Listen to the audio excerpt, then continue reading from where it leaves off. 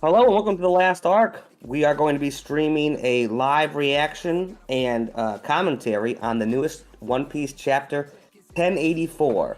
I do not remember the title. I have already read the chapter, as of a few of us, but Cube, of course, has not read the chapter, so his reaction will be completely pure.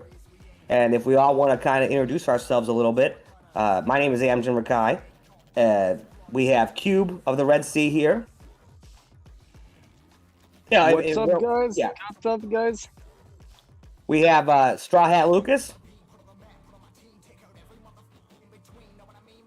Yo, how's everybody doing today? Hope it's good. Chapter 1084 was amazing. Let's go. And we will have the always wonderful 3-day trip in and out a little bit. I think she's muted right now because she's going to be modding the chat and doing, I think she's modding a couple different live reaction chats right now. So she will be predisposed throughout most of the stream, but hopefully she can pop in a little bit and have some, as always, great commentary. There is some beeping outside my house. I'm not sure what that is. I think they're leaving now. But sorry about that. But I guess what we're gonna do is we're gonna read the chapter first, and then we are going to hop into commentary and analysis and all of that good stuff. And we're trying to do this every single week, where we will have a reaction stream on Wednesday or Thursday, whichever day the chapter comes out. And we're probably going to be trying to do it a little bit later than this, so we're not in direct competition with all the bigger pirates on the grand line of YouTube. And but for now, we're doing it early. And we also do have a stream planned for this Friday for the One Piece D&D stream that we've been doing for the last couple weeks. It's probably going to be around 2 o'clock this week, and it's going to end early because I know we have previous commitments with some members, so it shouldn't last too much longer than 6 o'clock or so. And we're also doing a stream this Saturday where we will be starting kind of a new stream format where we're just going to be ranking and tire ranking all of the arcs for very famous and well-known series, starting of course with the maybe the biggest of all, Dragon Ball and Dragon Ball Z. So those will be things you can look out for coming up on the channel this week, and then that kind of schedule will be at least for the next couple months or so going forward, and seeing how people react and how people like the content. But for now, we're doing the chapter 1084. Starts with a great cover page of or the Shonen Jump cover page of Luffy with this king and the sword, and the sword kind of reminded me of Zoro's sword, to be honest, with of course Shanks's sword's handle. But I really like this cover page, or Shonen Jump cover page, whatever. And it does not seem like the chapter has the notes about the author notes or whatever yet. But then we start with a big 2-page cover spread with the Weather Queen. I think it's very interesting that the first page had that huge, king in the skull head or whatever, and then here we get a bunch of queens. And I wonder, that we see Devil Sister, we see Tiger, Weather Queen, lots of cool stuff. I really like this cover page, honestly. I like Shirihoshi here. I mean, honestly, I like the whole thing. It seems like they're going down a water slide. I thought at first it was a waterfall, but looking at these side things, it looks like a waterfall, or like a water slide type deal. But if anyone has anything to comment on, just jump in. So actually, I was wondering, right? Because like you, I thought it was a waterfall. I said, what if it's a waterfall Wano? But what if, let's say that, most likely before the Void Century, the Ancient Kingdom, let's say there was peace, right? What if it could be the version of the Ancient Kingdom's waterfall that Wano has?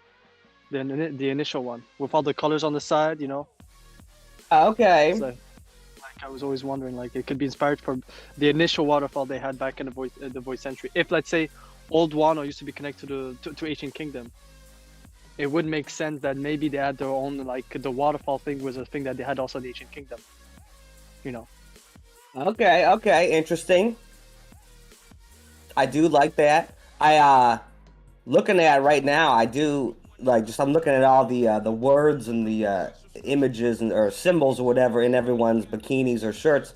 Very interesting that I'm so bad with names. I know it's not good for One Piece theorist or something like that, but I'm just terrible with remembering names.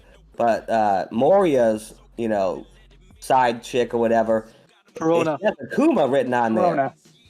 Corona. Perona. Yeah, Perona. Yeah. Perona, yes, Perona. Perona. Perona here in the corner seems to have Kuma, and then Kumasi or Kumakai. I can't quite tell if that's a CI or a I don't know how you would say that, but it seems like Kumasi. I wonder if that's a word worth looking up and what it actually means and stuff like that. I also think it's very interesting too that Vivi's is a tiger. Seeing that a tiger is usually always a representation with a tiger, a lion, all that stuff of the sun, and the sun lying in wait, the tiger waiting to pounce for the sun rising, stuff like that. It's very interesting that she's the one with it instead of Nami for once. Who is that inside of the Mary inner tube? Is that Tashigi? I think that's no. Oh no, down here, yes. I think that is Tashigi, Scarlet, and then what's her name? Pudding. Or sugar. Pudding, yeah, sugar. Pudding. Sugar for some reason. Sugar. I said Sugar, pudding on yeah, accident. sugar. It's sugar.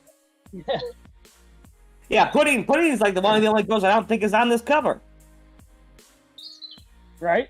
Yeah, Hey, Pudding just quick doesn't shout on out, there. Lord Vegeta. Right? Quick shout out, Lord Vegeta has already gifted 4 last arc memberships to people. Oh, Win what a Lord G. Vegeta, Whoa. win Ragnar. King Wagner, that's for sure. I also gotta tell you guys, I was just looking. If you think about it, there's something else that's every interesting with all those women. They all seems to have the different hair colors that seem to be on the side as well. If you look at their hair, they all have the purple, blue, orange hair.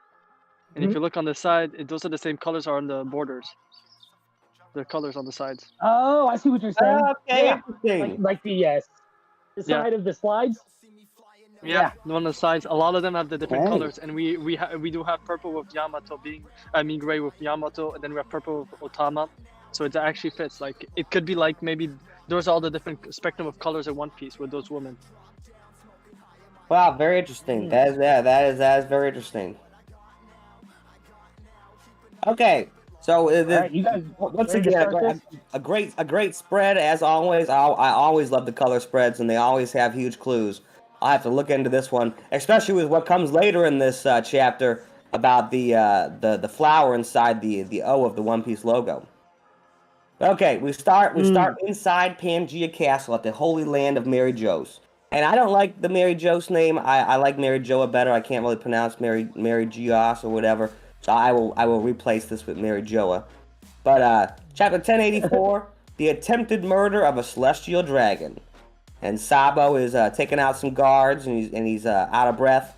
And Jewelry Bonnie shows up, and you're Sabo, right? What? Jewelry Bonnie?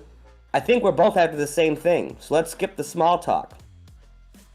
Then we cut scenes. I always love how Oda cuts scenes with these little quick little transition panels of all one panel, but then breaks it up. But we hear it sounds like some people talking over the radio. They broke into the guards' quarters and stole the slave collar kings. I did hear about Kuma-san having a daughter. I've always tried to keep tabs on Revolutionary Army activity. That's how I know you're trustworthy. I'll leave it to you guys to get Dad's body to safety. And then Karasu seems to show up with a message, which I think is another cool implementation of his power. But Karasu, yes, what the? Mission complete. Deliver the keys and tell Morley to get Kuma and the others back to HQ as soon as they're free. What about you, Sabo? I'll be right behind you after I'm done here. Understood. Be careful. What's your next move, Bonnie? I'm off to Egghead to see whether Vegapunk has a way to restore Dad's mind, and if he can't... ... There they are. Another transition panel. That's weird. I could have sworn I saw something. Pant. It feels like there are fewer guards than ever around here. We're too short-handed to cover a tower this big. And then we see Sabo and Bonnie have hidden up in the ceilings, and she says, I owe you one, or thinks that. Haven't you heard? You can blame you know who, you know what for that. What's that mean? They're all gone because they saw it. Saw what? The legendary Phantom Room. You idiot, don't talk nonsense like that. Okay, so it sounds like maybe there's an idea that maybe multiple people might have accidentally seen Emu in that room and have been, erased or eradicated or something to not be around here to talk about it. Yeah, I want to know more. I think the Phantom Room might be where the giant straw hat is. And maybe they saw the giant straw hat, so got taken out. I'm not sure though. This was the first thing in the chapter when I saw it. When I saw that, I was like, "Oh, okay, yeah." So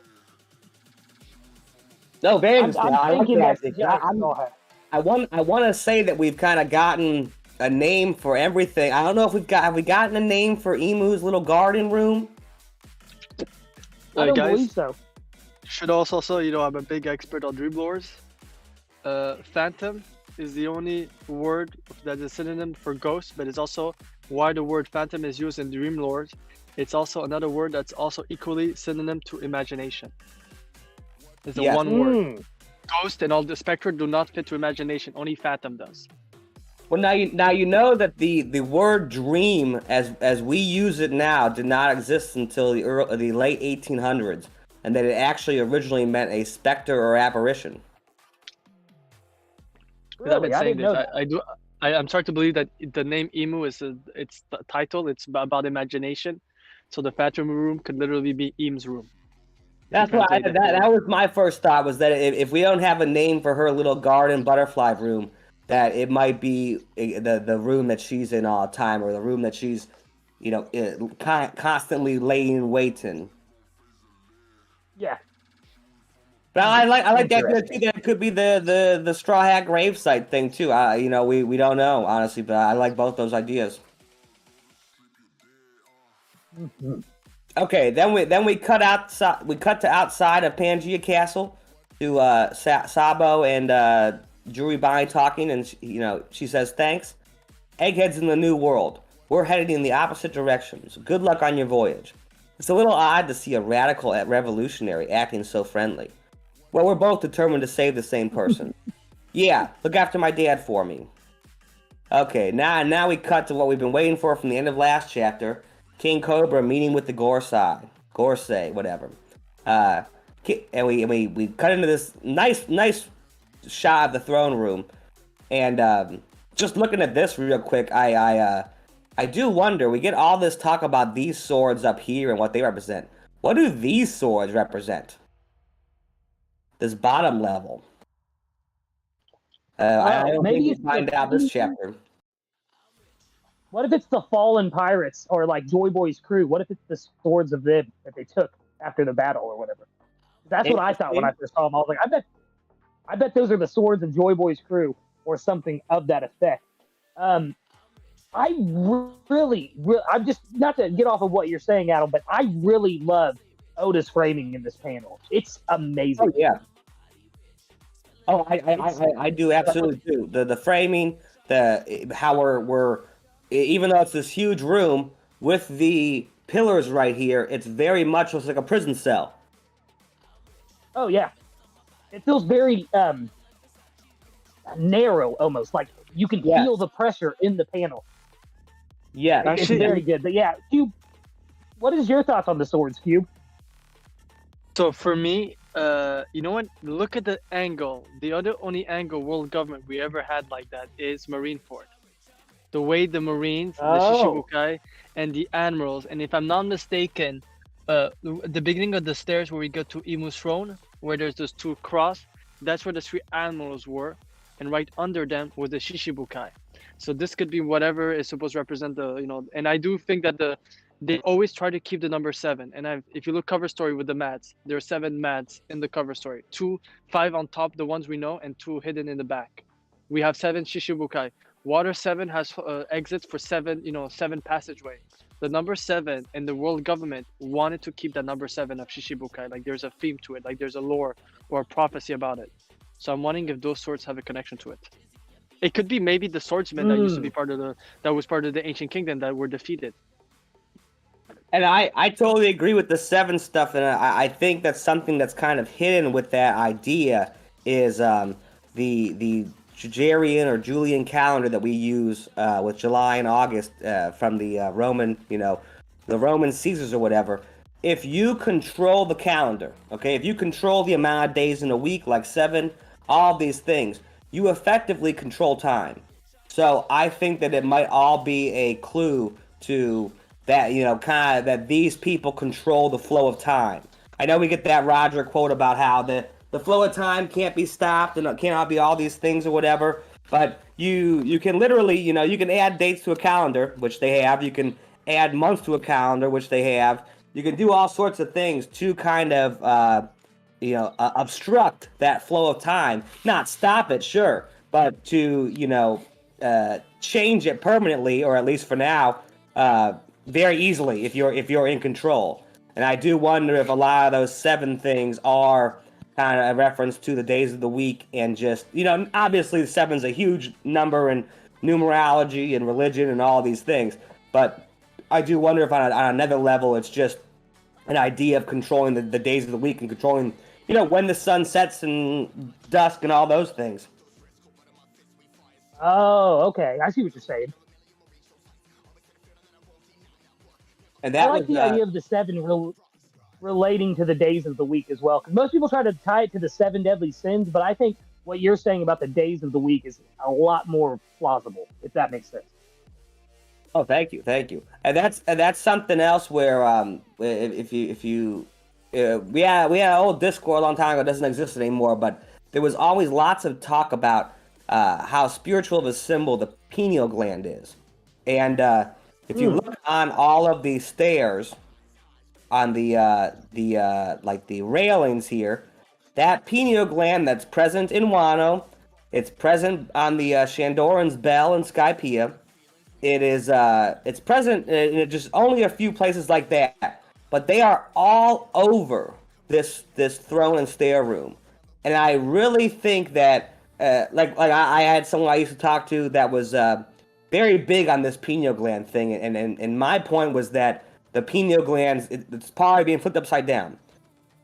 Your pineal gland is the back of your brain, the bottom back of your brain. It makes a honey-like substance, okay? And that substance goes along your spinal fluid down to your pelvic region and your chakra zone down there. And then if you don't, masturbate or whatever, after time it will come back up to your pineal gland. And it's kind of almost like an oil lube for your spiritual chakras as well as your actual physical spine. And I think with all of this flip the world upside down and all these things is because right now it's all kept in the head area. Right now, this symbol, when we see it, it's always in places where some sort of hidden god seems to exist. Whether it's Kaido, whether it's Enel, whether it's Imu, that these glands have been taken over, and that might be a huge reference to this whole flip the world upside down thing, is to get that pineal gland to go in its proper direction, which is down and then up instead of up and then down. Just to add to that, the chemical you're looking for, the name of it is adrenochrome. That's the chemical the pineal gland makes. Also, I'm gonna say this because the more I look at it, I have my whole agenda that I don't think the Imu and the Gorosei see eye to eye. That most likely, and they explain the whole thing. If you look at it, the only place where the world government Jolly Roger is reversed is on Imu's chair. Look at it. It's white dots. Oh, on black. Interesting. Yeah. And I always said the one world government looks like it's like 5 eclipse on moons. You know what I mean? Like it's like the moon is like the sun is hidden by an eclipse, like 5 eclipse. And literally Imu is, and we know the color of the sun people think is orange or yellow. It's actually white. So literally Imu has 5 suns on it in a way. Okay. No, I really like that. I really like that. I'm kind of 50-50 about Imu. I think that she's Rapunzel in a lot of ways, and I'm not sure if she's so much evil or if she's he, whatever. I really, that's one of the biggest things I'm interested in finding out is she the princess locked in the Nether Castle, or is she this world, or is he whatever, this worldwide dictator, or because to me a lot of the time it just kind of seems like, it's hard to be a ruler. It's hard to be in charge of the whole world, and even if you're a good dictator, you still have to make, decisions for the safety of everyone. So I do really wonder how much, like you were saying, if she's completely in tune with the Gorosei, which I don't believe either, or is she completely against them because she's actually wanting a pirate to come and save her? I'm kind of torn between. It seems like we'll find out, and then maybe get some more clues of that in the next couple chapters. But I'm very, very curious about that. And I'll say this: my whole like this, people understand why my agenda is that, and I tell people after Leloucia, I was convinced that Imu was not connected to the world government, because the last time there was a moment like that was with Clover and O'Hara. If you remember correctly, they wanted him to stop talking, and they're the only reason why the island would not be wiped out. And if you know about the whole narrative, that's protection, or at least that thing of killing Clover before he can reveal it, so protecting the island in a way, is literally how the information of O'Hara was kept. And if you think of everything about Vegapunk, without that action, all that would have been to waste. And if you think about it, why would they do that if Imu would just remove it, if they don't want Imu to remove it? It means that they don't have the same goals. True. Well, and also too, that scene, what I think is very interesting with that is you can erase a written word or a name. You can cross it out. You can color it over. You can't erase a sound. It's the age-old adage: if a tree falls in the forest by itself, they won't hear it. Well, if you can, that sound exists somewhere. But so I do think that might be in play too, with all the stuff where he couldn't say that name, because saying something, especially like there's all types of crazy ideas about magic and everything, but it's all word based. Think about it. You spell a word, you cast a magic spell. Words have such power, and not even just language, not even just the way words are written or different languages and all these things.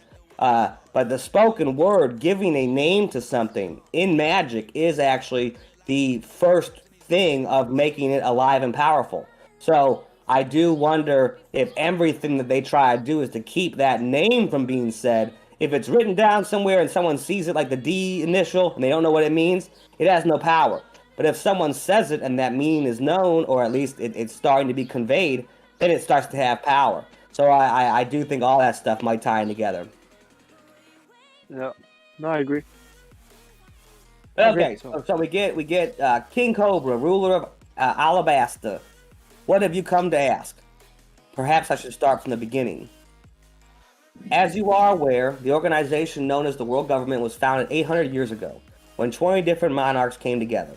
Their families all promptly moved to Marijoa to live as one clan, referred to as the Celestial Dragons, the ones responsible for the creation of the world. And as such, they have ruled over their creation ever since. Internally, the 20 were considered equal, and to ensure that no individual dictator would rise up from among them, they installed the empty throne. Each of them placed a weapon around the throne to symbolize their vow to never try to sit upon it. Which kind of doesn't make sense to me, because it seems like they're kind of set up there to protect it or something. Or it's very Game of Thrones-like to me. But at the same time, new royal families were handpicked to rule the nations that the founders could no longer preside over. Their families are still in power to this day. In order to ensure the smooth transition, all references mentioning the previous dynasty's reign were removed from each of the founders' respective home countries.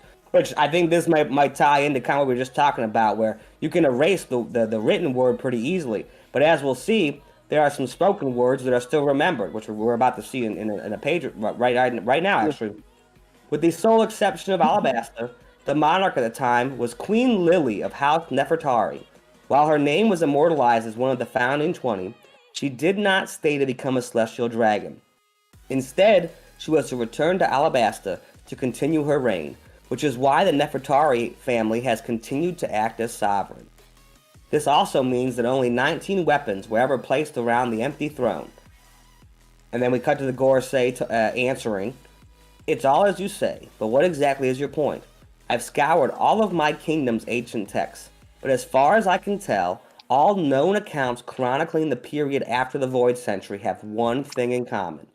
Her name isn't mentioned once.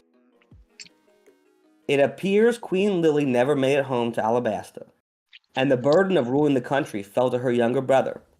Do you have any record of what became of her? Oh, and real quick, we got a super chat from Lord Vegeta. The super chats are back. Home sweet home.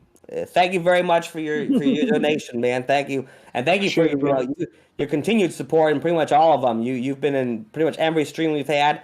Thank you so much. It's great to have you. You're the best, Ragnar. The best. And then we got to be blunt, 800 years, which it seems like this is Saturn talking here. 800 years is a very long time ago. It is true that of the 20 families, the Nefertari line did not move here.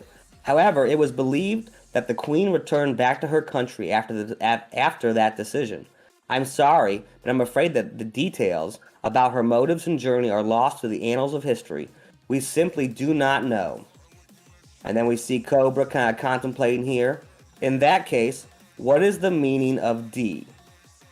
Why do you ask? The truth is, a short letter penned by the queen has been passed down from one generation to the next. And then we cut scenes.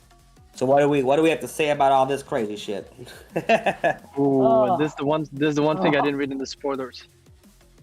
This part was not, and I came up with the spoilers too, so reactions are pretty much impossible for me. I've been reading spoilers now for almost 20 years now, so it's not going to happen for me. But I really like this idea, and I honestly wasn't even thinking about this when I was mentioning about the erasing, the written word, but not a sound. We're getting the opposite here, to where there is some sort of a written word that's not been erased. Well, yeah, all I'm gonna say is, well, Lucas and I are working on a short and a Fury, a joint short and Fury, that will be coming very fast about all of this. But I'm also working on something with the names in One Piece, as there's a reason why some names appear out of nowhere. And so I like this chapter a lot, because it actually goes to a lot of W's that we were talking about in the last months, even not even the last few weeks, the last month. So it's actually interesting. I really want to know about this letter, because I think this letter would explain where she disappeared. Do you guys think Cobra knows what D means, and he's asking that to see what the Gorosei will say? Because he mentions this letter that's been handed down. I think that's with him mentioning the letter. Yeah, with him mentioning the letter that was handed down, it makes me think that he knows what the D means, and he wants to know if the Gorosei is going to lie to him or not. I also like, before we get to this, I love the whole idea that Imu is listening in to the Gorosei's conversation, no matter what. Yep. She's just sitting there in her flower garden, spying on him. It kind of proves the point that maybe she doesn't trust them. Also, with no Den around, it doesn't seem that she has a Den around, meaning that she's actually, it's literally a parallel to NL in Skypiea, being able to hear people the bad things they say about him in his territory through his mantra and his Delph fruit. Oh, well, it is, but there is a Den on her little. There is. I didn't see. Yeah, on her little. I think you're right. There is a parallel to that, but I think there's a Den right here on her little table thing. It is. Yeah, that's a Den. That's what I think. Those are like sound things coming out of it to show that it's what's talking right now. I also think it's very interesting too that we get 3 eyes right here on the walls of her little throne room, or not throne room, but little garden room. I always think of this room as Ozymandias's from Watchmen, his Arctic. What? Can you just put? I was just asked by Den and by 3Day if you could just put a quick filter over the scans. I think it's for copyright.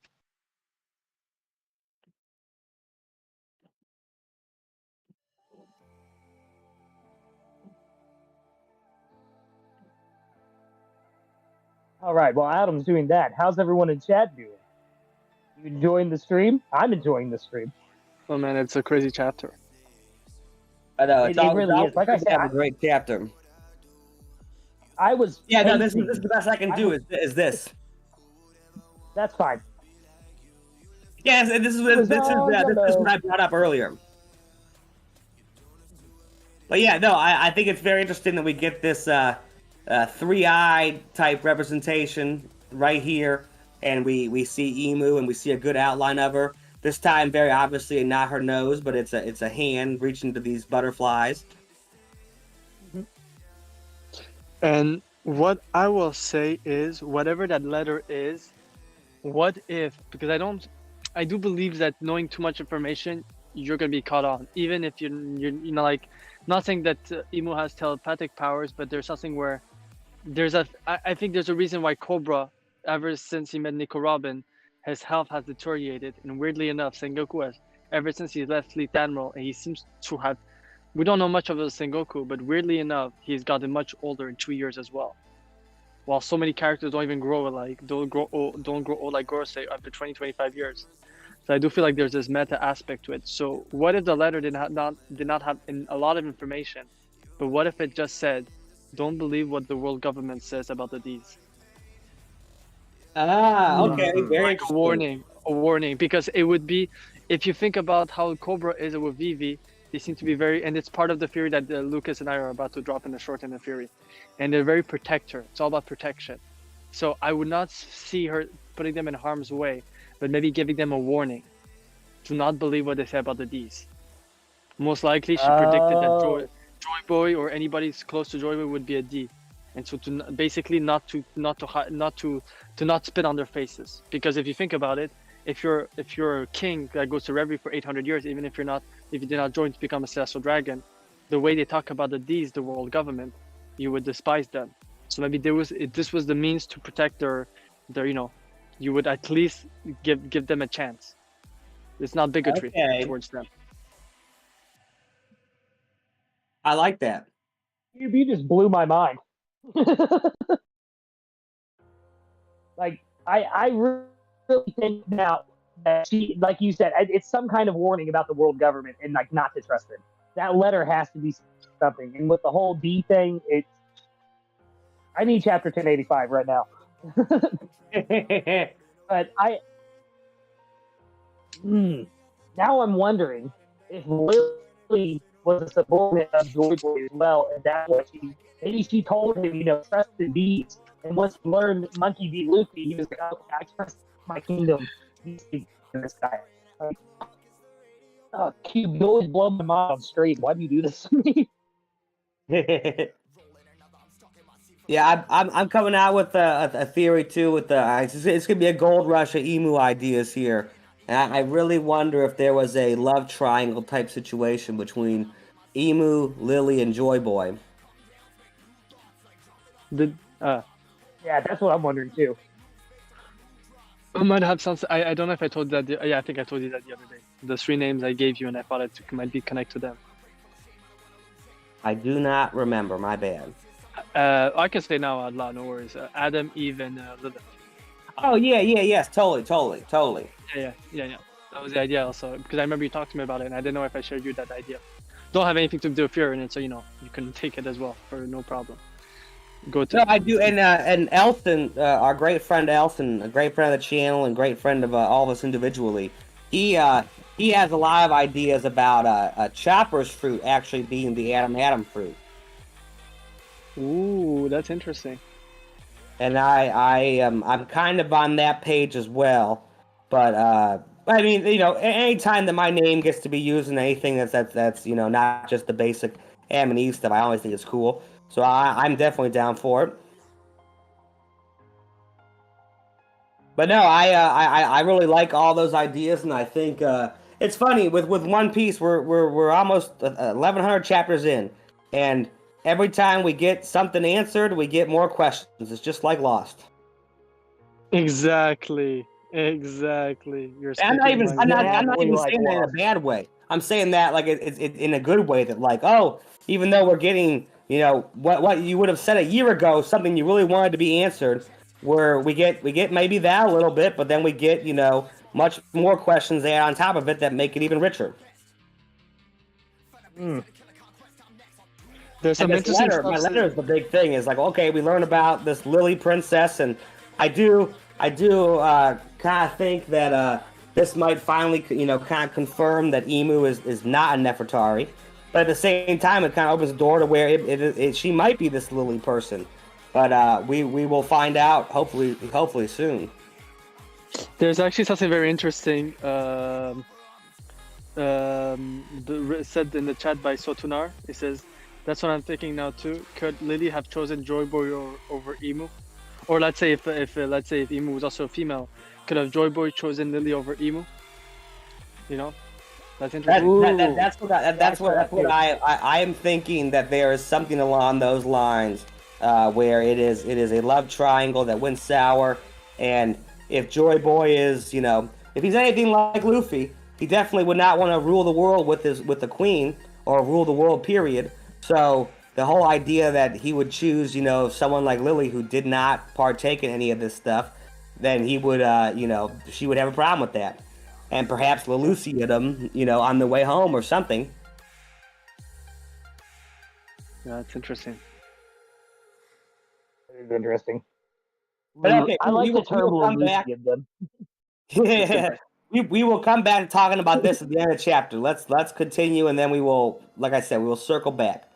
We then cut outside to the public courtyard of Pangaea Castle. Everyone's screaming, "Please stop, please, I beg you." And it's Shirihoshi, and she's been captured by Kuma. It hurts. Someone help me.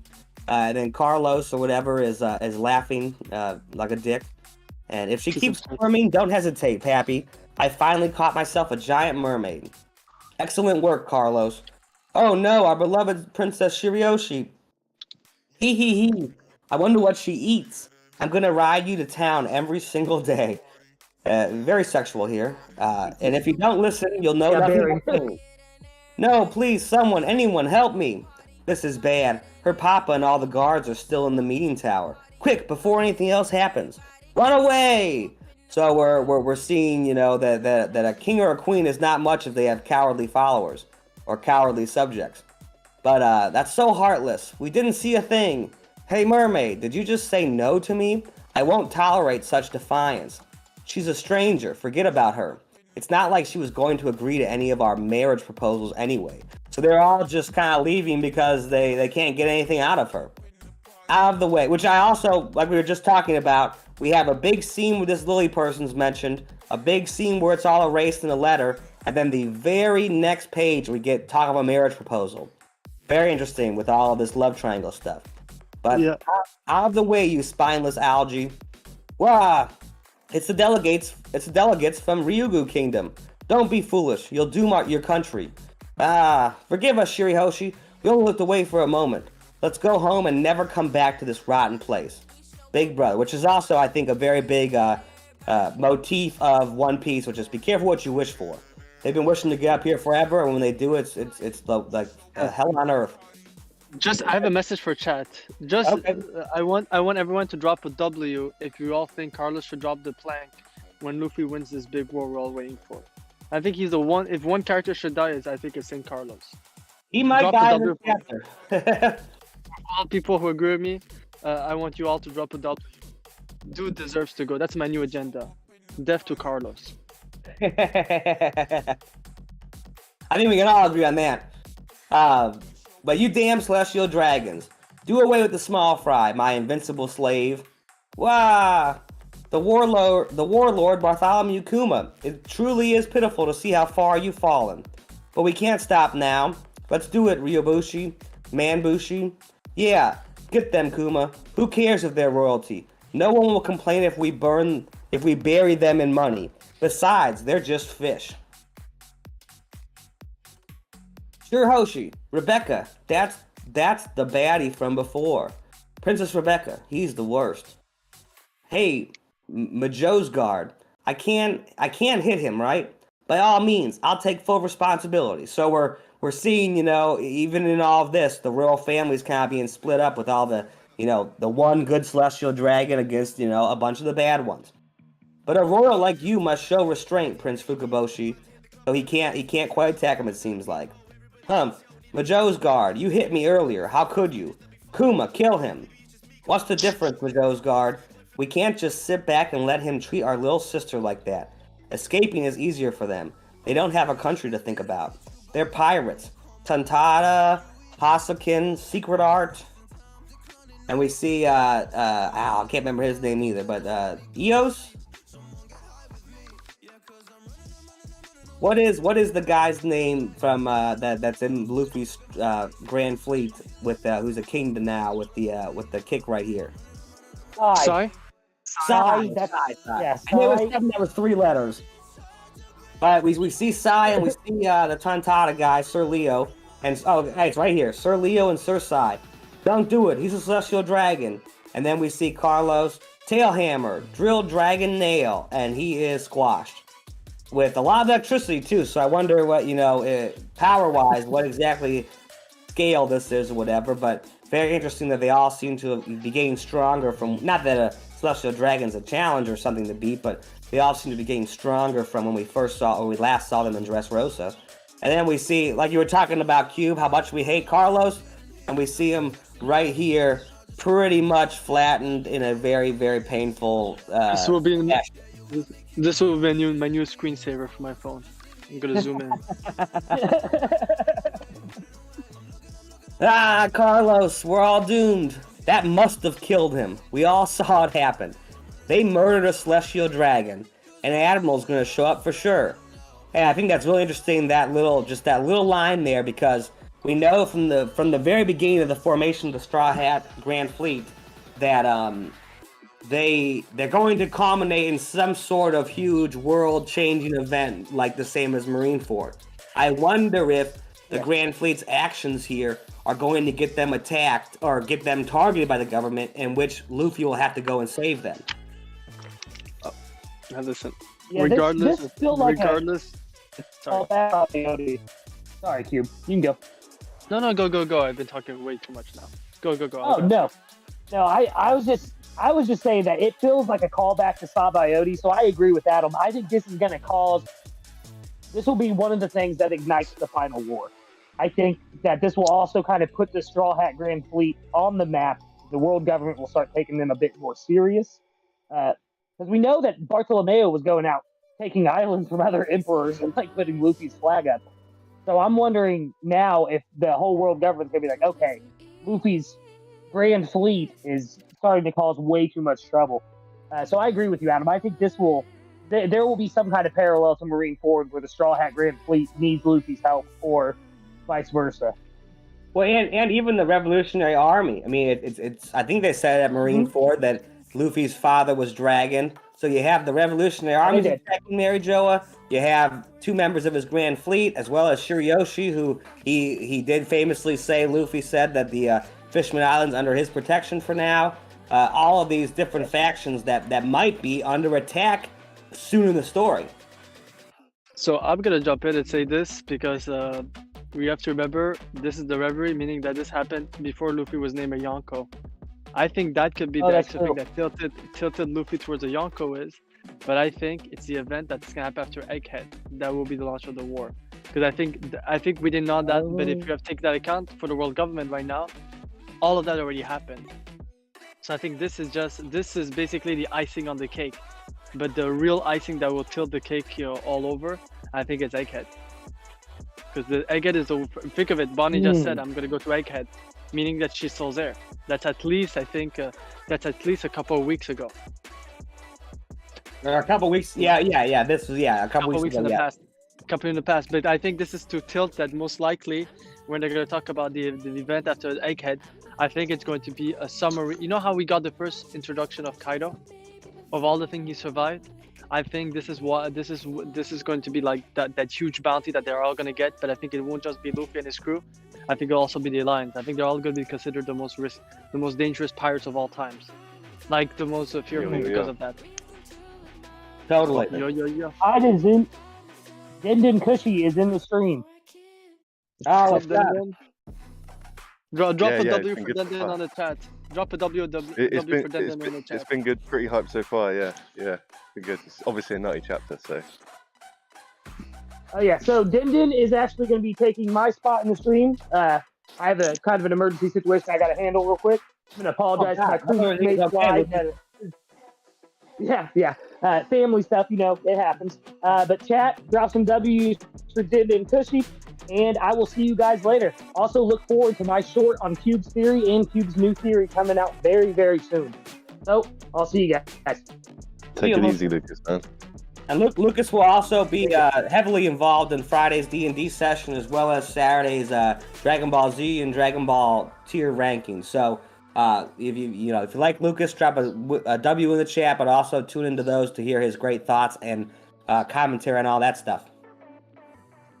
Oh, thank you. All right, I'll see you guys later. See ya, man.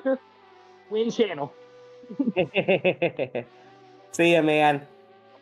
And yeah, Den, we just got to this point in the chapter, obviously, to where we're kind of talking about what this might all actually mean in the future for the Straw Hat Grand Fleet, and even talking about kind of being targeted by being a enemy of the whole world at once.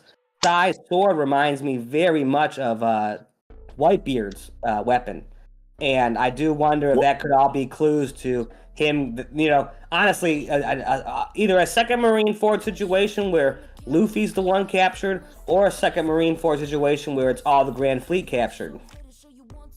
Are you at the point where I can't see the screen, but are you at the point where the revolutionaries are attacking the Celestial Dragons? Yeah, we're at the point where Sai and Leo are hitting, are squishing Charlos. It's weird, man. That's weird. It looks very Luffy-esque, right? Like his whole body's in the ground, his head's all crumpled up, like. Yeah, it could be the Luffy effect, Yeah. And we don't, kind of liberates the thing in them. I know that we got a panel or so. And the Bicento as well. Sorry to interrupt, Adam, but the Bicento is a good spot. I like that. Yeah, it's like a smaller version, but it definitely looks like it could be like one of the great blades sort of thing. True. And I want to say that we know that we've seen Shirioshi and them get back to Fishman Island, but I don't know if we've seen about Leo or Sai escaping Mary Joa. I don't think we saw a follow-up panel of them after the Reverie. No. So they very well could be. That could be part of what's revealed in these flashbacks is that they get captured or something. Yeah, pretty. I'm not sure about everyone else as well, but sorry, Karen. No, go. You were talking. I was just going to say it took me a while to realize what was going on in that panel where they squished him. Like I had to look at it like 50 times. I was like, I do not understand what is happening because obviously there's the two of them kind of both striking him at the same time, but it's hard to make out. Yeah. Oh yeah. Honestly, for me, I followed the Thunderbolt, and it was like, okay, I something's going on with that. Yeah. I was just gonna say. Yeah, I did know it. If you think about it, other than then, if you think also Bellamy being literally punched to the ground by Luffy, and then his storyline seems to have shifted in a way. I'm wondering now if he's the warrior of liberation. What if there's a meta instance where with some people that he's actually fought with or against, they're they're liberated in a sense. There's a weight inside them, something that was prevented them to reach was able to be reachable. Or their own dreams. Totally. I mean, they all seem to be, aside from Leo, much more heroic after their encounters with Luffy. Yeah. I don't think that any of them know that Shirioshi is connected to Luffy. They're just trying to save someone because it's right. Yeah. And real quick, we just got a super chat from Lord Vegeta once again. Thank you so much for $5, saying to turn on your gifted chat, the host and guest for the stream too. Turn on gifted. Because I think he wants to gift more memberships. So get in while the getting is good.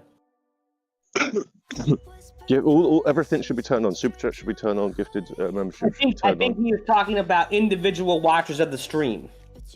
Yeah. And also, if you know people that follow us and stuff like that, and they're fapping right now or something, invite them and just tell them, there's a couple spare gift subs going, and if we need some more, I can always help. Totally.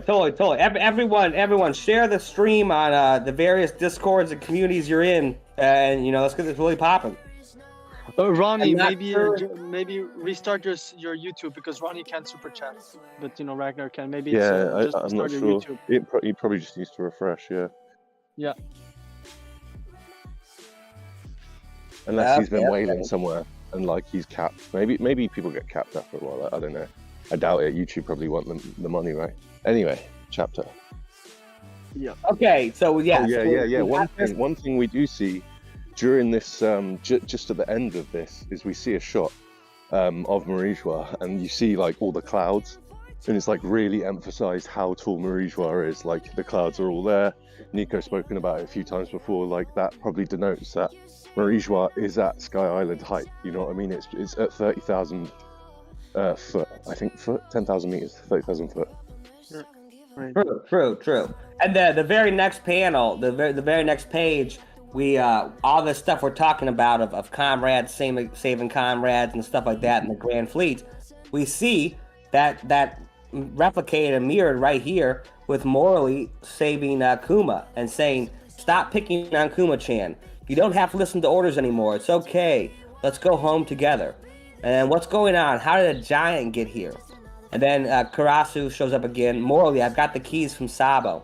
Hang on, is he an intruder? That's Morley. He's a captain in the Revolutionary Army. Okie dokie. Let's head down, Karasu. And then we get that shot you're talking about, where how tall Marie-Joie is. Look how they massacred my boy. You know, look how they massacred my boy. No, they massacred my boy. Yeah, that is a classic. Clean him up, mother. Wait, one sec. Have we just gone past the Morley scene then? We're on the Morley page right now. Okay, right. Okay, just hit me up when you just finish that panel or whatever, and I'll there's something I've put important. I just sort of realized just now. So yeah, just I'm going to the next page. Is the last page of the chapter. We get Emu once again walking up the steps to the empty throne in a very, pretty much a replica of the Shao we've seen before. And it's the great Emu. King Cobra is still present. What? Lily. And then Emu sits on the throne. No hesitation to sit on the throne is the chapter preview thing. But then we get a break next week, sadly, which we all kind of knew. And the entire chapter ends with Emu's very small body, now in much better view than before, at least, sitting on this throne. Is it a child? No, You know, maybe. I think the throne's more probably made for a giant, and they took it over. Yeah, okay. Because it looks very small, yeah. It does look very So small. two things, right? Before I forget, right? Two things. So basically, anyone listening to this, check this shit out, right? Basically, we've been talking a lot recently about the Red Line and giants inside the Red Line, and like golems. We're seeing golems now, and there's quotes at the Reverie about like basically giants eating people and turning them into clay and all this stuff. It's really weird. And then you've got like Attack on Titan and that stuff happening. Wait a minute, I'm not sure if I'm allowed to say that, but that's a spoiler. If you haven't seen it, but yeah. There's, either way, without spoiling too much, like that's kind of a little bit to do with Attack on Titan. But obviously, One Piece is so old. He probably had these ideas way before all the others. Yes. And so basically, now we're seeing Morley, giant, real coming quick, out what of do you, the Red Line. Yeah, I was gonna say, what do you think's inside the Red Line? Well, I don't know. I've got a couple of thoughts, but I don't know. Go on. What were you thinking? No, I kind of think it's very similar to a spoiler alert rumbling situation where inside the Red Line are giants ready to destroy the world. Yeah. And that's kind of what we were talking about earlier. Right?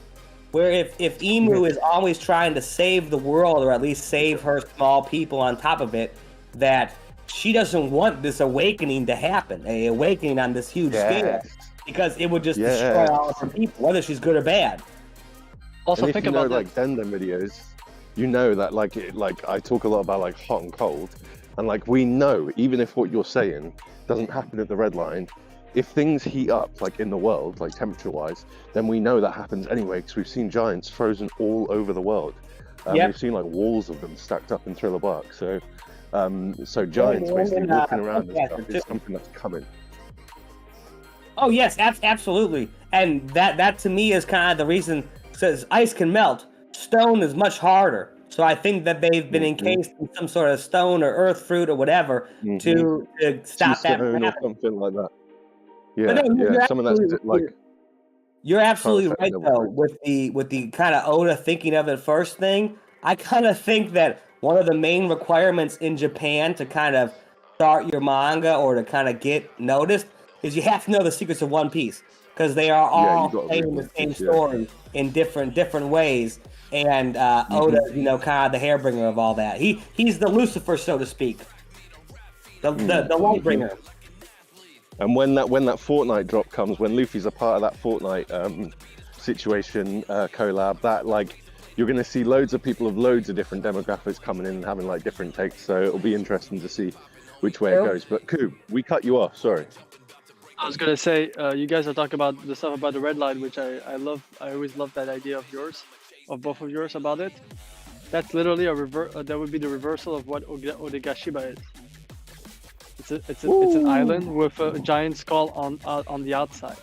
It can be the reverse. Yes, Giants okay. inside the island. Okay. It's an island, and it's an island that was moved around. Yes, and if anyone's got any suggestions in chat, fire them away, because I can't see them. So if you see any spice in the comments, just read them out, and I'll. Totally. And commenting on what Koob was talking about, the whole time, you know, we're worried about that falling on top of Onigashima. If Luffy is to destroy the Red Line, which I think is stupid, it would cause mass flooding around the world. Everyone would die. But if he is to drop that, you know, skull, that hammer, that fist, whatever, to break these things out, it would also be a reversal of Wano and Onigashima. I think like on the first point, like things have gotten real serious in the story, and it is easy to forget, in my opinion anyway, that like Luffy is a dick. Like we love him and he's hilarious, but what makes him hilarious is he's just like, in my opinion, he is the sort of dude that would accidentally break the red line without thinking about the mass flooding. And Shirahoshi sort of loves him or whatever, so she's like, yeah, let's say. And I'm not saying the idea of him doing it is a bad theory or stupid. I'm saying the idea that it's ultimately a good thing is kind of you know, not fully. You know, we've spoken about this many times. Like you know, Luffy might be the protagonist, but at the end of the day, he's the one that's going to end the current world, in my opinion, and your opinion as well. Like a bit of an antichrist symbol, you know. And then Vivi, she'll come in with the order. Oh shit! And the second thing I was going to say, right? I'm not sure if you brought this up or you've seen anyone talk about this, but this is nuts. The speech bubble over the silhouette of the Queen of Alabasta, Lily, covers the crown. Yeah. So we don't know if that's Emu's crown or not. Like, so it could be Emu. Very true. Very true. Or at least the crown. Yep.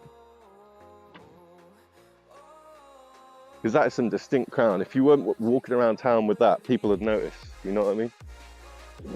True. Very true.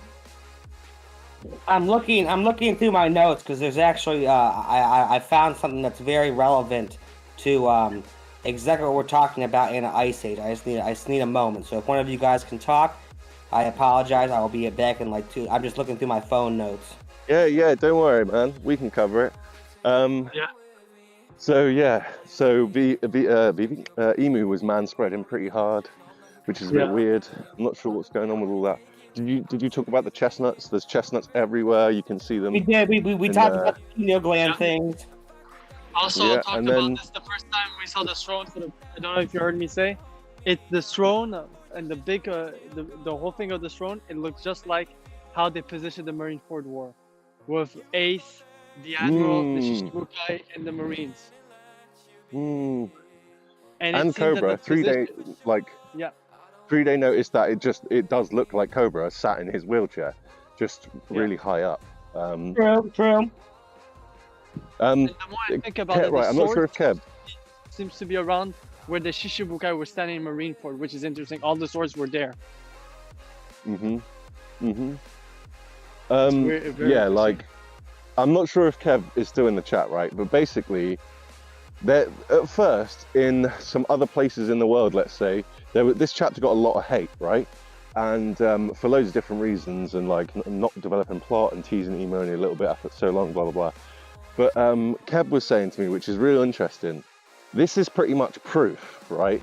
We know that the story was extended for the publication and whatnot, but this is pretty much proof that like One Piece is quite a big filler, like, because we're going back to Alabasta, you know, like, so we could have just had it after Skypiea, like I imagine it was planned, or one arc between them maybe, and then we would have had this, but instead we've had to wait 20-something years. So when the hype dies down a little bit, I think we might be getting some slack from other viewers and communities, if you know what I mean.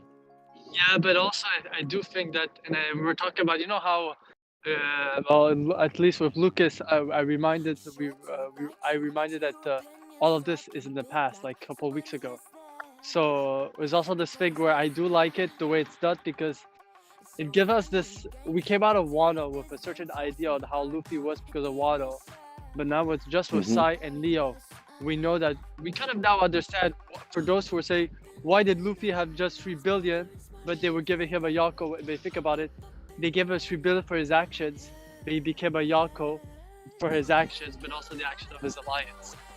Like maybe I'm sure Sai and Leo's actions in the Reverie tilted to more positively on Luffy becoming a Yonko than non-kid, because it's all that's about the Yonkos territories.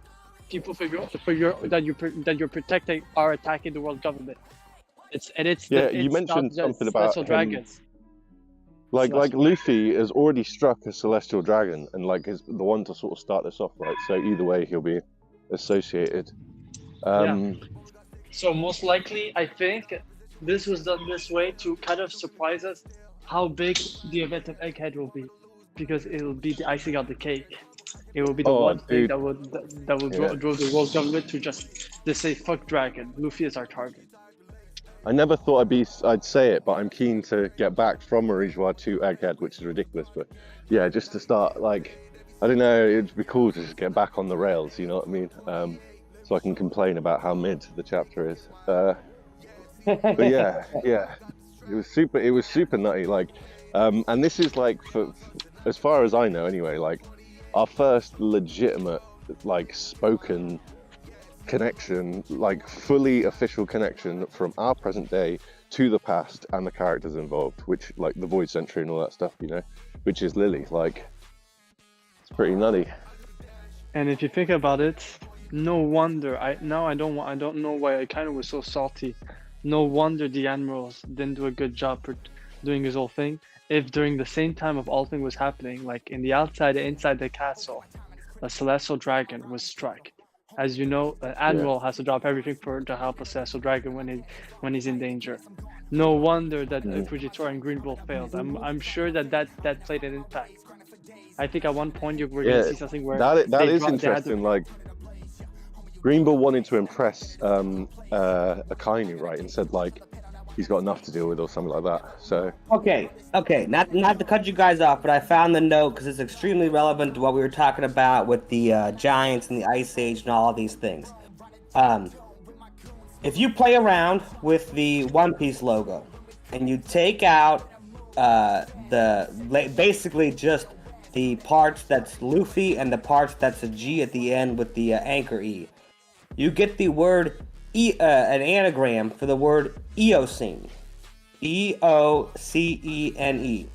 Now, the Eocene period was approximately 56 million years ago to 33.9 million years ago. And Eos means dawn, and basically it just means a new dawn. It basically means a new dawn of modern. So this period in our real life world history in the age of the earth or whatever, it ended in an ice age. So I think that in the logo, it's a huge clue to this Eocene time, and especially with the numbers of 56 and 56 with Luffy, 56 million, all this stuff, and the dawn, that this being a big clue to where there's a bad ending version of One Piece where it ends in a ice age that brings it to modern time. Oh, this is it. See, like, all of you, Coob, I'm gonna come for you when this comes out to be legit, right? All of you killed off Gold Roger's legacy, but Gold Roger, he said this stuff. He said that there was a little brother who we've just had revealed there to be a little brother.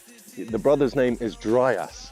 What's like Dryas, the younger Dryas period. So if you know anything about that, like Graham Hancock and all that lot talking about, like, the world having multiple ice ages, and then defrosting and stuff like that. So his stuff is looking eerily accurate. Like, I read it all. I just told you that there was some stuff, and it was just the beginning how he tried to make it seem like it was a thing legit. Because there is Oda. That's gonna be Oda's brother or wife. You might not think Oda's his real name. A lot of things are really on point, and there's some stuff I just said there was lack of connect stuff I wanted to know more about. That was my thing about it. Real quick, it seems like in the chat, 3 day or not 3 days. 3 days always in the chat. She's the lurking legend, really. But we got Cotty Flat, who's done some great edits for us and some great edits for the Discord channel. And hello and welcome, Cutty Flam. Hello, how we doing? Yeah, I did see some cool faces in the chat. Obviously, the real Lurking Legend was there as well, Vex himself, the D&D Supreme. And again, big thanks to everyone, for the membership, especially Ragnar, because I've been seeing since before. He even just now gifted me a membership because nobody else was. I think he maxed out on everybody else, so we're not gonna leave it to waste. But appreciate all of you. You guys are legends. Yeah, you're all legends. Except for you. One of you. Oh yeah, by the way, what do we think about the soldiers that have been dispatched, let's say, because they saw Emu? That was what's implied, right? Unless I'm going crazy. I'm sorry, my wife was leaving to do some bullshit. Yeah. I was The Phantom quote seems to be that. Yeah, I think it did talk about Emu's room. And it's implied that like Savo's got like some next level observation hacky or something, because Bonnie was like, "Oh, I owe you one," or something like that. Probably not in that voice, but yeah, he was able to. He was the only one in the room, at least, to catch that the guard were about to appear. Mm-hmm. So at least he does have. I will not say that he has Fujitora level, but it's pretty decent to be able to be that to be able to move that fast while taking someone else who's not aware of it. Yeah, it was a little bit sussy. It'll be an interesting one to unpack, and definitely when the officials come out, I shall be interested to read them. Well, and that's actually along those same lines. Like I was talking about Elson earlier. Elson is a great friend of the channel, a great friend of all of us individually as well. But he had some great points about the arase or whatever, the Japanese word number pun things or whatever about 1083. And one of the big ones is that him and I kind of think that Emu's name is Misery. There's a whole crazy thing in America with the it's some sort of like barefoot Baptist. It's not barefoot Baptist, but it's a Church of Latter-day Saints, something like that, where they actually believe the Garden of Eden was in Missouri over here. And there's a whole thing about the name Misery being in there with Missouri, misery, all this stuff. And misery in Japanese kanji is A-W-A-R-E, awari. Now, A can be 8, Wa can be 0, and Re can be 0. So in this chapter, referencing the misery thing, we get a huge mention to 800 years ago after the Void Century. We get a huge, if there's a love triangle thing going on, we're getting a huge big thing to misery and all that stuff. And he kind of pointed out that this chapter was going to mention something with the number 800, which we got with right after the Void Century. That would be 800 years ago, and this Lily stuff. And I thought that was very, very, very interesting. If Emu's name is Misery, how it kind of ties into Mother Mary and all these things and stuff like that. But Elson had some great ideas surrounding kind of that aspect of it. I've forgotten it. Like I was supposed to check this as well. Is it Lily? L-I-L-I? It is, right? It is L-I-L-I. Which is nutty, right? The spoilers, I swear, put a Y. And I was like, wait, how did they get that? Because surely L-I-L-I, V-I, V-I, like L is Legion, right? In Roman numerals 50, so 51, 51. and Vivi is 5151. So, yeah, shouts to Elson for that, because we were talking about that yesterday or something as well. Well, and what's very interesting about that is the word lily, Lili, it means to look, to peep, while trying not to be seen or noticed, and also in every other language means bed. And I have lots of stuff about anagrams of Binks Sake and Binks Brew and Binks Booze. All one of them being a reference to a zoo bed, and pretty much being the grave site of animals ruling the world and humans taking over. But lily meaning bed kind of reminds me. I know Cube might have more on this, but of the very famous fairy tale Sleeping Beauty. Yep. No, there's that's I'm waiting for the official to come out, because this is the type of information that could be a bit of game changer in a way. Yeah. It Because needs to if be it- needs to be checked. Because Yeah. if it's Lily with an I, it's all about the numbers. If it's Lily with a Y, it's all about the flowers. And those are Well, two the big flower. things in one I thing. mean, it could, the flower. The one with the eye can mean flowers as well. Yeah. It's still the flower of death, I imagine, right? We know that lily's the flower of death. If you look, I think it's 497, but I'm not sure. It's in the server. The cover page has Vivi playing a harp, right, which is known to soothe the dead. She's wearing a black dress, which is, funeral wear. The ruins, like the pillars that we see in this chapter, are in the background of that cover page. And then there's lilies growing everywhere. So I'm definitely assuming it is lily both ways, like the number and the flower, personally. And the So I emu don't does know- not have lilies growing in her garden, I don't think. I thought it was tulips. Yeah, I was gonna say we get that right when right after Lily's first mentioned, we get that a shot of her in her little garden thing, and there's flowers on both sides, but I was not thinking that they were lilies either. Which, like I said, to me, this chapter kind of greatly disproves the idea that Emu is a relation of the Nefertaris. I'm not sure. It's weird. I mean, it's open both ways, as you know. Like, one thing that is interesting is that Vivi wears a lily whenever she's dressed as a royal in her hair. And when she's not dressed as a royal, she never wears anything in her hair, right? And the flowers in the hair are indicative of princesses in the One Piece world. Viola, blah, blah, blah, blah, blah.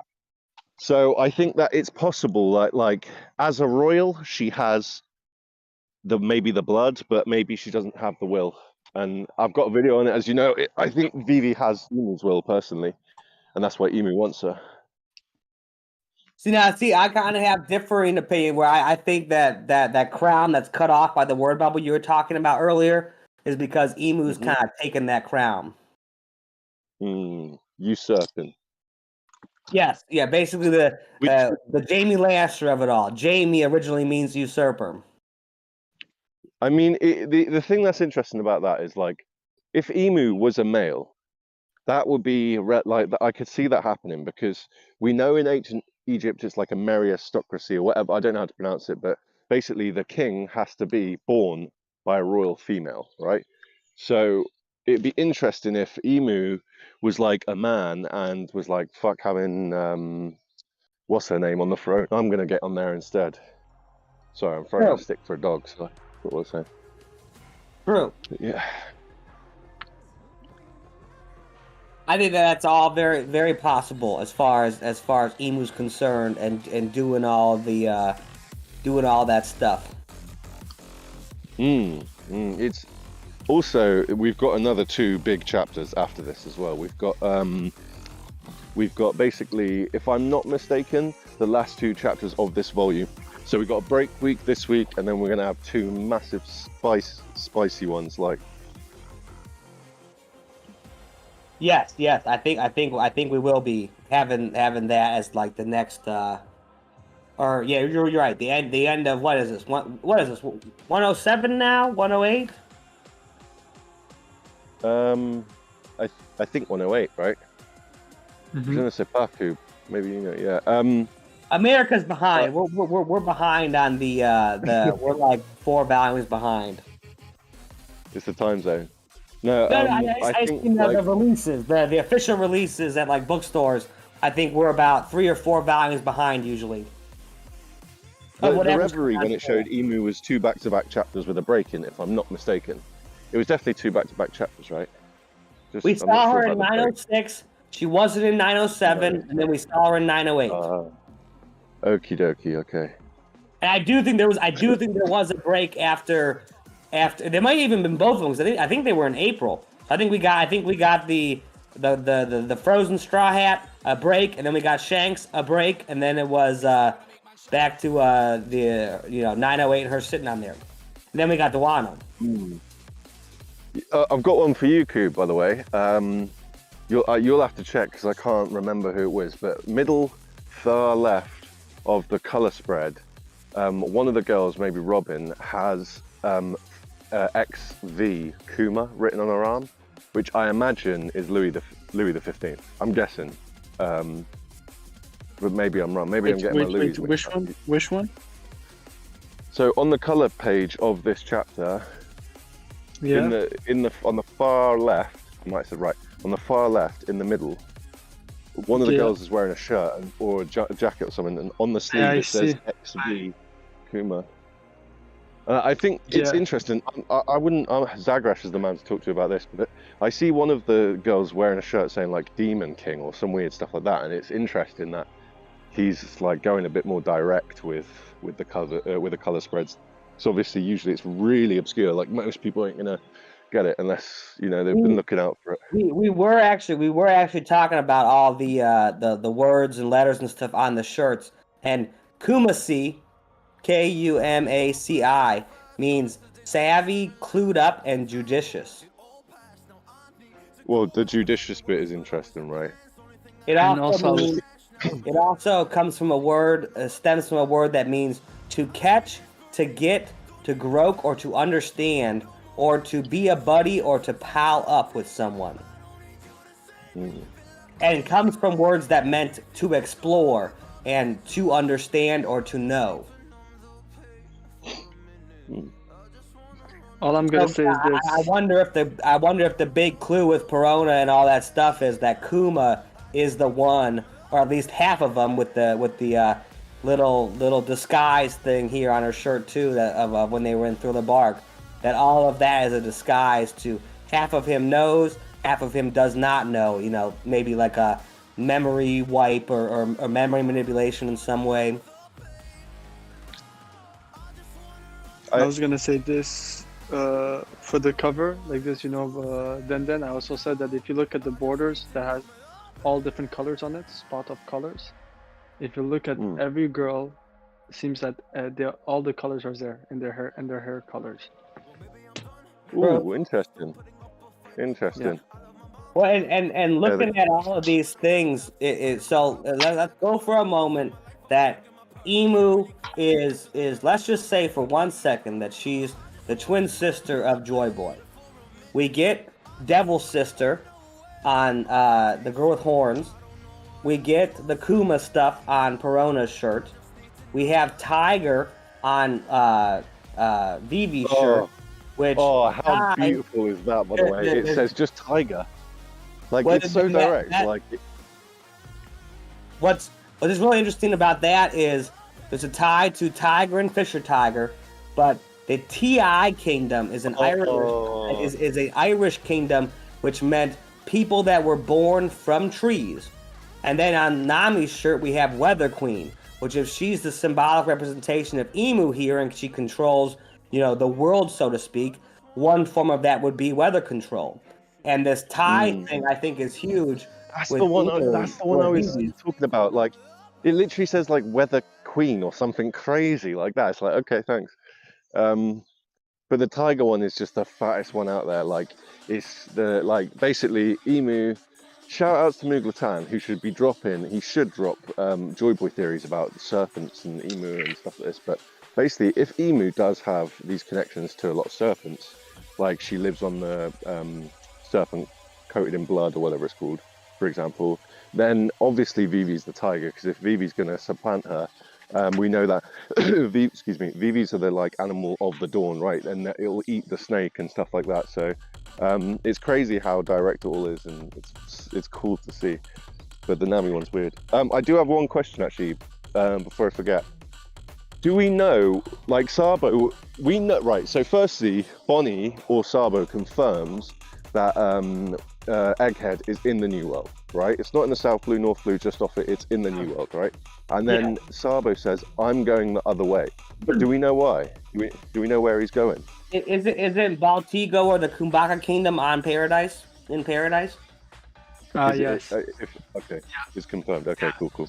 I think it's before whatever he saw with Emu and everything, and most likely I think the people he brought back were the people who were taken from Lucia. He was just bringing them back. So I think it's all before that changed everything. Because if you remember, the dragon was so confused with the other ones who had already returned with Kuma, and they weren't with Sabo. So it didn't seem like it wasn't part of the plan that Sabo was supposed to come back with them.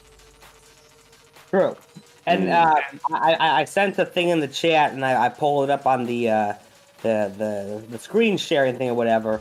I think one of the most important pictures in all of One Piece is the kind of inside cover art for Volume 24, which is called People's Dreams. And you have Vivi here, you have Luffy staying on top, you have the empty throne with all these swords in front of it. Above Luffy's hat, you have a whale with its tail sticking out, and it's coming up above the water. And all of this, Vivi even has 3 guns, just like Blackbeard does. She has a sword very similar to either Emu or Shanks. And even Luffy has a sword with a lion on the top of it, which I think is all weaponizing the sun or whatever. And he has a bag full of meat. And I think that Luffy's not the right Luffy. He's got 3 shanks. 3 shanks of meat in there with 3 bones sticking out the bag.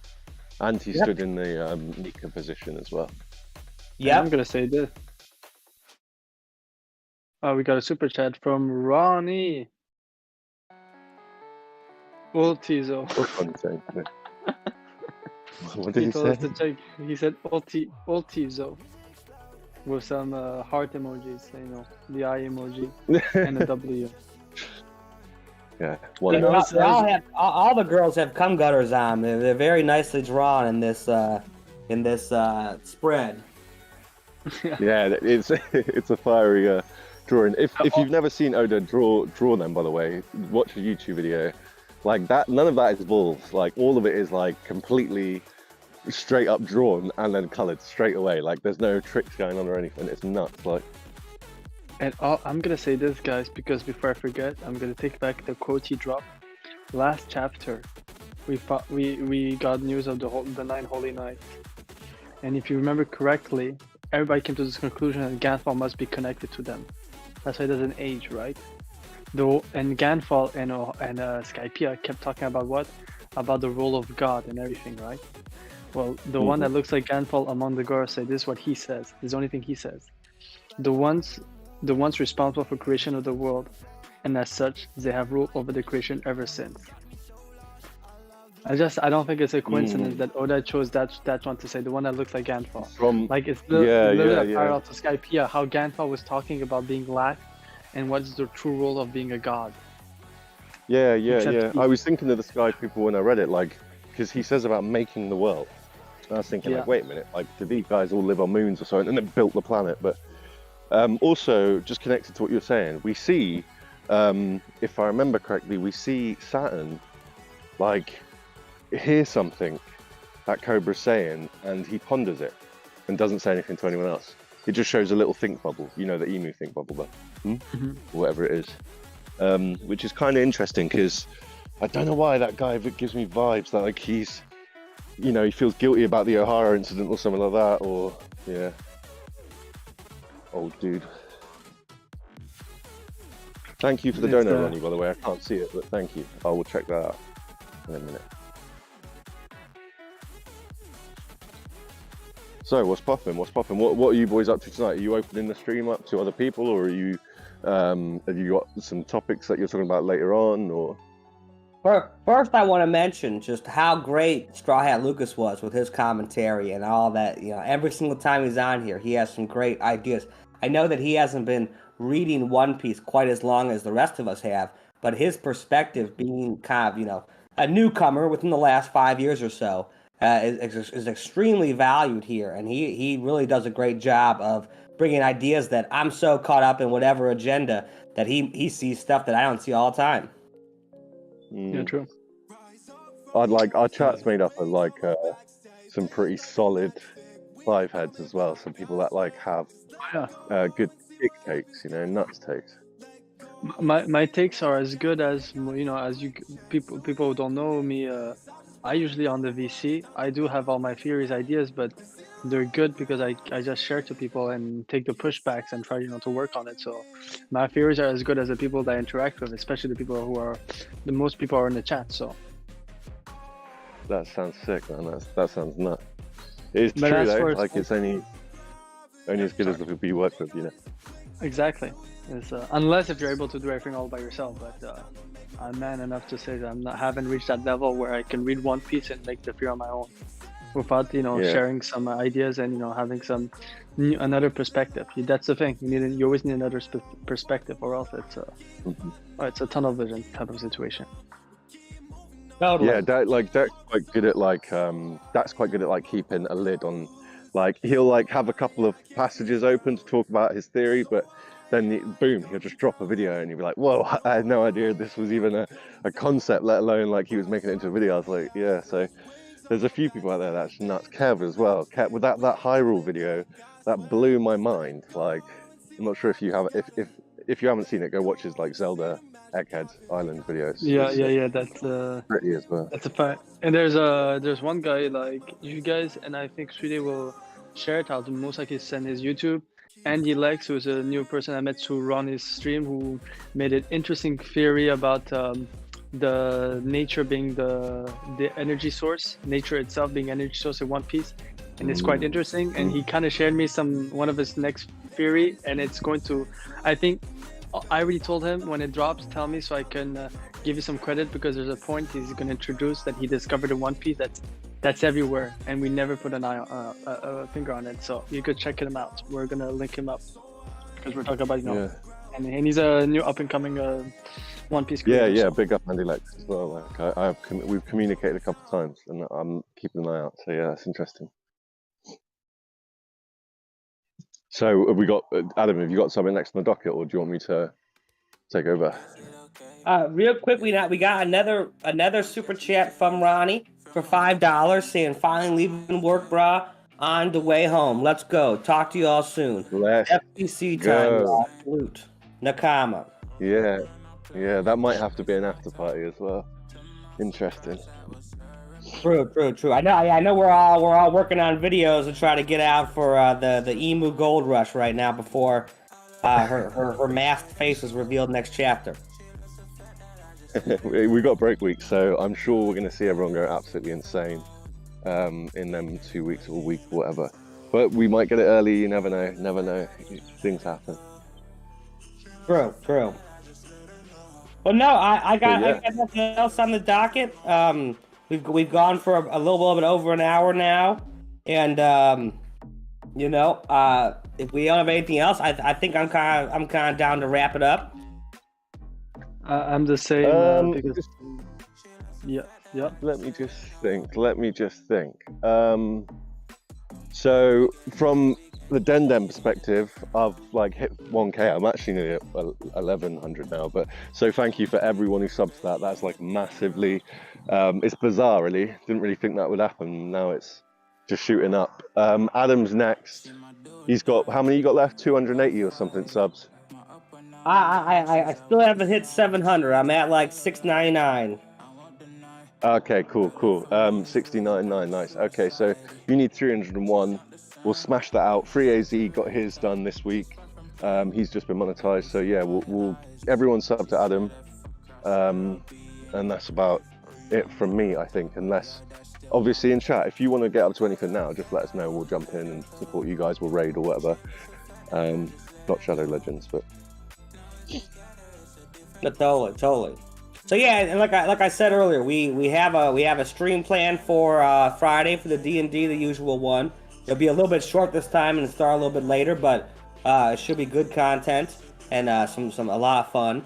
And then we also have, like I said, on Saturday we're going to be doing the last arc, another stream about just kind of ranking Dragon Ball and Dragon Ball Z arcs and entire ranking them, and then kind of for the foreseeable future, next couple Saturdays doing maybe Naruto next, maybe Yu-Gi-Oh, maybe Bleach, maybe, you know, whatever other series. And you guys are more than welcome to recommend ones if you're channel members or if you're on the Patreon, all of those different avenues to recommend kind of what series you'd like us to rank for Saturday streams. And those will probably be a little bit longer because we're going through a whole series, but that will be this Saturday.